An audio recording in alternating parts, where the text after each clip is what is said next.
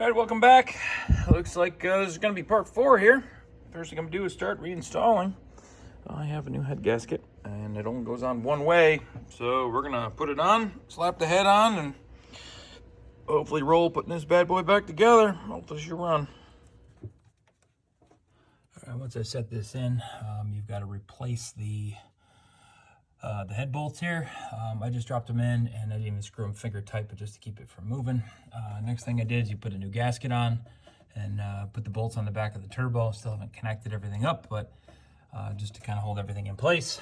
And then in the front here, I slid, this is the fuel rail, I believe, and then these are the injectors. So I slid that in. There's only two bolts for that.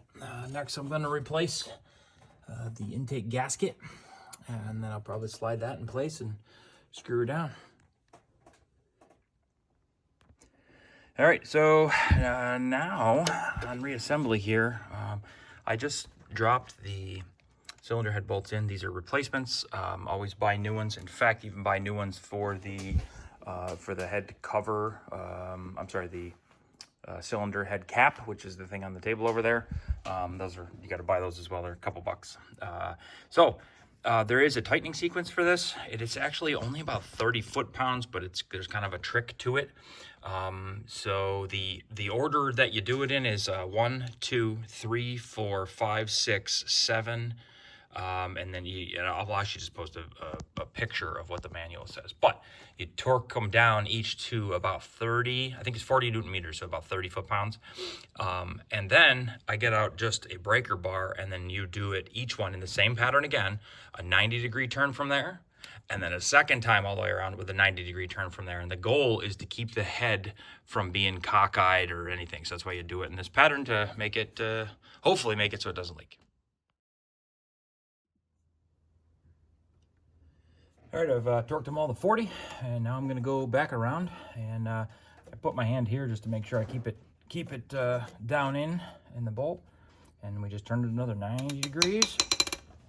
You will get a little bit of resistance, but make sure you keep it in, don't strip it out, and go all the way around.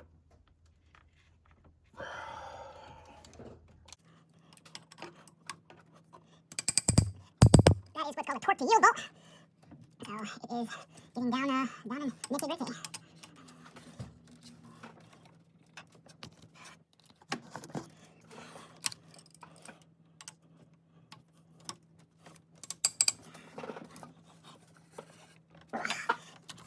The second 90-degree one actually is a little bit tougher. You gotta use a little bit of muscles. After all the head bolts are torqued down, next we go to these screws down on the end. Those are the torque screws we took out a while ago. They are T30. There's 4 of them there. You're gonna actually torque them down. The manual says 4 Newton meters, which is 3 foot-pounds. So I don't have one that goes on 3 foot-pounds, so that would be 36 inch-pounds. So tighten them to 36 inch-pounds and then crank it one extra time for 90 degree. Gonna do a little before and after video. Hopefully it'll make a difference. This is the cylinder head cover. You can see there's a whole bunch of scuzz on there. You can go through and wipe it all down with acetone, but I'm gonna try throwing it in the ultrasonic cleaner and see what happens. I'll let you know when it's done. All right, next we're gonna put the camshafts in before we put the cylinder head cover in. Sorry for the noise, the ultrasonic cleaner's running right now. But you wanna make sure that every one of these, so they can easily be sitting like that, just make sure these rockers are sitting right in the right spot. Just make sure, test them all. All right, oh, that one wasn't on. See, there you go, see? There's a reason for checking all this crapola. And you can see pretty well if they're on or not, but you just want to make sure they're in place. Next, we're going to set the intake cam in place, and then the exhaust cam. You actually put the exhaust cam in the cylinder head cover and drop it in, because these are part of the these grooves here are actually a part of the bearing surface, I guess. All right, if you remember when I took this apart, 2 things. There's the notch here, which lines up with the head cover, the cylinder head cover here. And then you can see my marks down below from the Sharpie. That's going to line up on these teeth here. As you can see, I marked 2 of the teeth down below, and it goes in between those 2. So should be back in place where it was, hopefully. After this came out of the ultrasonic cleaner, it was nice and clean. I popped the tube on this gasket maker, and you can see I put the pattern in that they recommend, and I'm gonna put it on the top of the car and put her back together. All right, I've changed my mind here. I'm gonna actually just set the cylinder head cover right on top of the cams rather than putting the exhaust cam into the cover and trying to set it down. 2 or 3 reasons for that. One, I wanna make sure that this is in the right spot where I want it. 2, in most of the ones they recommend that, it's because these slide back and forth. In this particular case, there is no grooves here to allow this whole piece here of the cam to move back and forth. So this isn't a cam like that, so I don't think it's a big deal. Next is this stuff here. Just went over to maybe Advanced Auto and got some engine assembly lube. I'm going to put some of that here and here, as well as the bearing surface underneath of each cam. And then we'll slap that engine head cover on here. All right, the trick here, I think, is assembly lube here on the bearing surfaces. You also needed a little bit here, so I missed that. We're literally going to slap it in place. These are close to where they need to be. But the key is you don't want the head cover to be torqued at all. So literally just set them down so it sets on top nice and easy. And then don't apply the chain until after, and then we'll actually crank it a little bit to adjust the chain to where it needs to go so that the valves are in the appropriate time, all right, based on the marks on the chain. So we're gonna try that in a minute. All right, I've put the head cover back on. So you can see the chain is very loose, and I don't have it completely lined up on here. But what I'm going to do, since I'm not turning everything, I'm actually just, I'm turning this one here. I'm going to lift up the chain. I can turn it a little bit, and then I can set this guide down in place to keep this cam in place. So with the top down, it actually is going to turn the valve lobes or the cam lobes where they need to be so that this can stay in. All right, so in order to get the black piece over the notch here, literally all I did was I stuck this piece into here and pushed forward and kind of wiggled it back and forth until I got the cam where this needed to be with the slack in the chain, pulled it on the right tooth, and then set this in place to get it there. Now what I'm going to do, because there's some slack in the chain down here, as you can probably see, right, you can see a little bit of slack here in the chain. Now I know it's on the right tooth, I can pull this forward. When I pull this forward, I can lock this in place, then pull the chain over to this side, and hopefully everything will line up. Let's see what it does. All right, you can see I've got the teeth lined up. And the way I did it is just literally wiggling it back and forth and working that chain until I was able to do it. And it's just as simple as, I say simple, it's a pain in the ass, but just wiggling this back and forth. And next I pulled the this black piece off of here, so it's no longer here. I left this one in it because if you don't, there's enough tension that this chain can hop. Ask me how I know.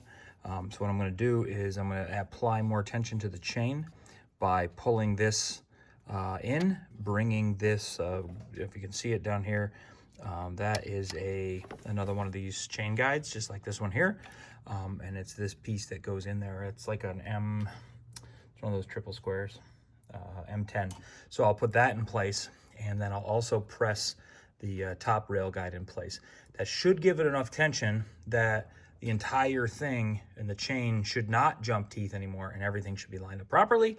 And then we can rotate the engine to make sure nothing is, no valves or whacking pistons or anything like that, hopefully. All right, now that I got that timing chain kind of lined up, I have a fun thing that I just ran into. So if you remember, I had this clip in here, and I had 2 of these clips, except I was pulling it out, and like, well, how did that really fit in there? And it fell down in. Yeah, it fell down in. So my clip is somewhere down in here. I tried a magnet 3 or 4 different times. I've been messing it with it for half hour to an hour. So now it looks like I'm going to be taking off the bottom timing chain cover. So I'm going to start with this. I actually only think there's a couple of spots here. I'm going to have to take this off. I'm going to have to take, and then when you do, you actually pull this out. I got to take the belt off first, so I'll release the tension on the belt. Take the bolt out, run this through the bolt, put the bolt right back in. This is actually seated in a way so that this always lines up. And then what? And then I'll undo all these screws all around.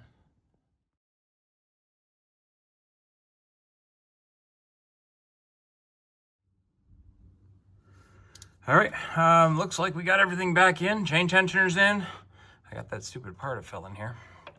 I'm gonna put this, what is this damn thing? 24 mil socket on the end of the crank, and I'm gonna turn it twice around just to see how it feels, make sure I don't have any clunking.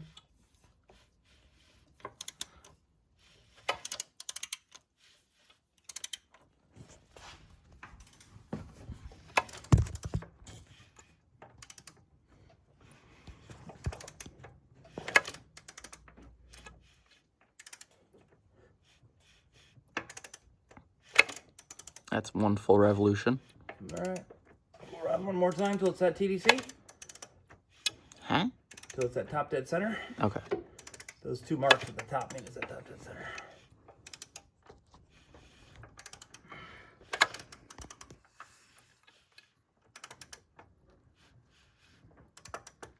Little Right top. there, right?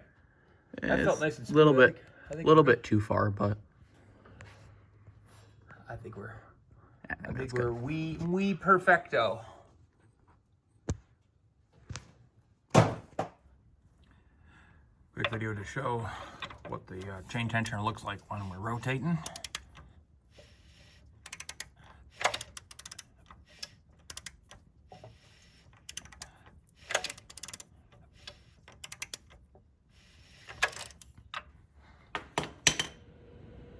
All right, as part of this job, I did go out and purchase another timing chain tensioner, primarily because this one was kind of, I wouldn't say hopping, but I just didn't like it. And I read that this is one of the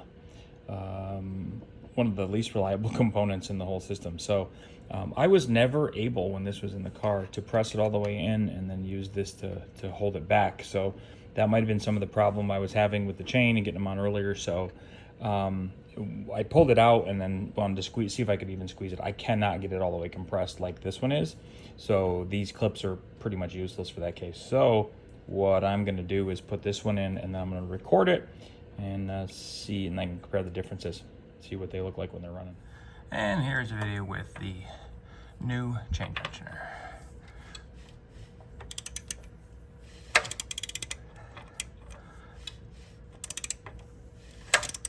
Very similar.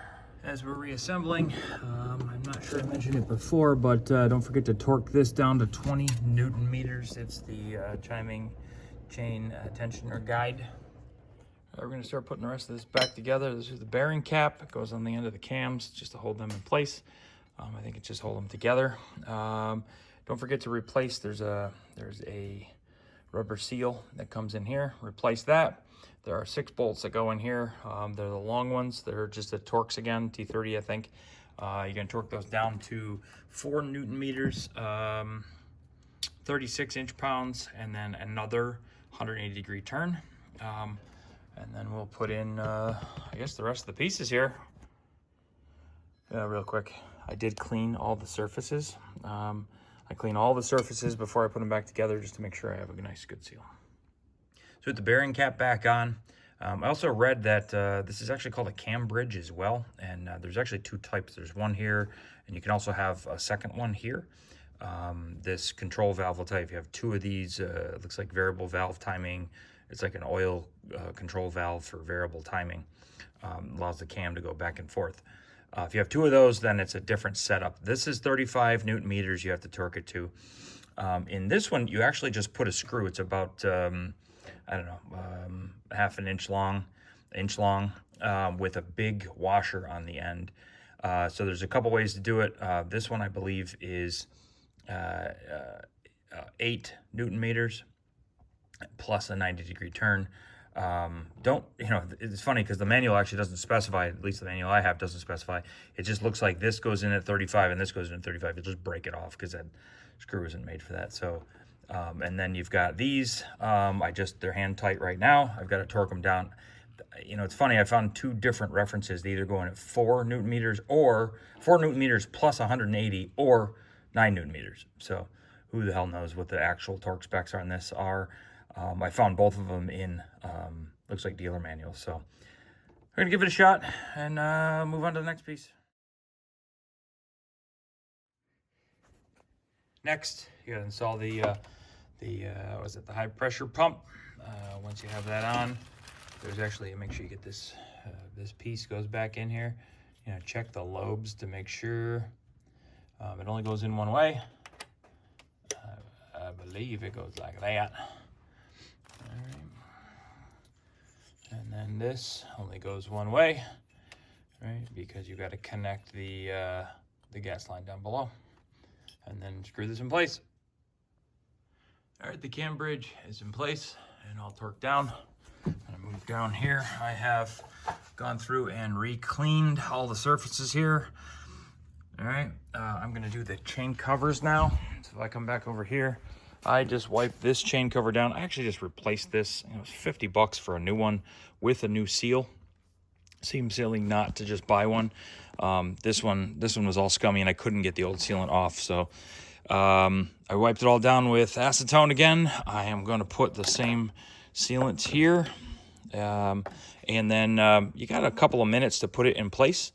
So I wiped down the block itself and wipe this down, put some sealant on, and then I'm going to throw the bolts in. I am going to use a little bit of Loctite on the bolts. That's what comes normally on these. The ones I got did not come with it, but I'm going to put a little bit of blue Loctite about halfway down the threads. If you remember, the previous ones had a little bit of Loctite about halfway down the threads. I'm going to do the same thing. And then we'll try putting the, I guess we'll put the pulleys back on and the belts back on. All right, I lubed her all up, and then on this corner and this corner, I put a little bit extra just because there's an ugly little spot there. Now I just want to slide it in place. Make sure you're not touching anything else. I wiped it all down again, wiped this all down, and I put a little bit of oil on the seal. As you can see, I've slid this in place. I'm gonna start the torquing down pattern. Actually, the torquing pattern changes whether or not you have aluminum or steel bolts. Aluminum is 4 Newton meters and steel is 8 Newton meters. So, and then there's a pattern that goes like, I don't even remember, like 1, 2, 3, 4, 5, 6, 7, 8, 9, 10, 11, 12, 13, 14, 15, something like that. So I'll post a picture of it. To torque this cover down, we're just going to put on the pulley or the harmonic balancer. It only fits one way. If you see that at the very top there, there's a V-shaped groove, and it's the same V-shaped groove here. Just put it on. I think this has to be torqued down at 110 foot-pounds, so just jam a screwdriver or something up and against the flywheel, and you can just so you can torque that down. Last but not least, before you put that on, make sure you replace that rubber gasket right there, the end of the bolt for that. Line it up, put it in place, give it a quick zip to hold it in place, and then you can start connecting your other pieces. So don't forget the electrical here. We got to put this intake inlet on, I think, for the turbo. And then don't forget the this is the belt tensioner. Now I'm ready for the top cover. This top cover here is actually pretty simple. There is just a new rubber gasket here. No sealant needed, so just torque them down in order. All right, I put this cover on and I slowly tightened it by hand. Next step is to torque these down to 9 Newton meters or 80 inch-pounds or so. There's a pattern to this. I'll also screenshot that and post it in the video as well. All right, I put the pulley back on. This is only at 20 foot-pounds. It's actually pretty easy. Pull it up out of the way, put the serpentine belt back on. I put this little guy back on now that this cover's on, it's out of the way. I think I'll connect the air tube here, maybe I'll do the, you know what, I'll probably do the engine mounts first, and then I'll go to this, just so I have a hand to get in here. All right, all back together. Make sure these clips are pushed in, both sides. All right, we got everything torqued down. Don't forget to put the oil dipstick in, and there's the engine mount. All right, next is the end of the cam. Here's this big fat magnet. This is 4 Newton meters. Torque it down to 4 Newton meters plus about 45 degrees. And then I think we're gonna get into finishing the motor mount, putting in the overflow for the radiator, spark plugs. I think maybe even turn this damn thing over. All right, putting the engine mounts back in. We've got this upper piece and the lower piece comes up. Just jack it up into place and then you can hand tighten these, which is what I did. These are 16, these are 18. These go in at 30 foot-pounds plus a 90-degree turn. All right, these 18 mm nuts or bolts, they require 44 foot-pounds plus 90-degree turn. It's actually looking like it's coming together. I just slapped all these hoses back on. They're still just hanging here, so I gotta move the clips and connect them. I'm also gonna throw on, was it the PCV maybe? And then the bracket that goes here. And then I think I can connect the last of that stuff up. I don't think there's much left. And I think the last thing we'll do is plugs. All right, I've connected just about everything on the top here. I've got a bunch of wires, connectors missing. I think that's from the ignition coil. So once I move that back over, I'll check again. I don't know what the hell this is. I think it's this one, but I'm gonna go back and review some of my old videos because it looks like it was expanded to fit on there. So I'll take a look. Next, anyway, I got spark plugs. These go in at 30 Newton meters. I'm gonna hand thread them, make sure I don't cross thread them, and then I'm gonna torque them in. And then we can put the ignition coils back on. I reconnected this here. Don't forget there's connectors back here. This is a coolant line. So you'll see it connects here to the coolant. It connects back here to the coolant. And then, like I said, if this is coolant, then this probably goes here, but who the hell knows? Before I forget, make sure that this is pushed all the way in. There's actually a last lip here. You'll know it's good if it's flush. If the hose is flush with the this piece. Second is you got to connect this fuel line over there. Push down to the snaps. It's one of those push button ones. And then this PCV or oil separator. These have to be tightened to 80 inch-pounds or 9 Newton meters.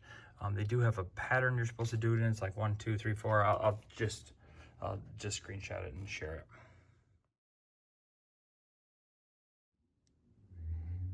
Well, other than the air box, everything's back together. I think I'm gonna try turning it over and see what happens. Added enough coolant and about 4 quarts of oil, maybe 4.5. I don't want to overload it until I turn it over. See what happens. All right, I'm in the car. Let's see what happens.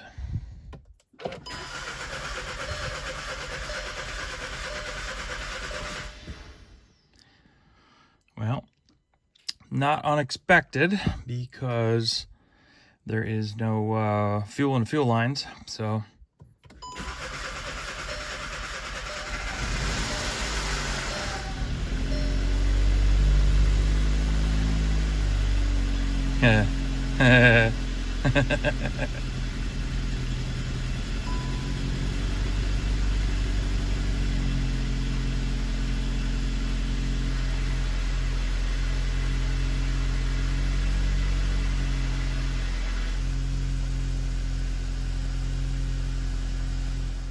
After the engine was running for a minute or so, it actually came down in RPMs and ran quite well. Took it out for a spin, car runs good. Thanks for tuning into the Bearded Garage. We had a 4-part series here on diagnosing a Jetta and putting it back together. I had fun doing it. Hopefully it was fun watching. If you like what you saw, hit that like button, hit subscribe, and you'll see what's coming up next. Thanks again.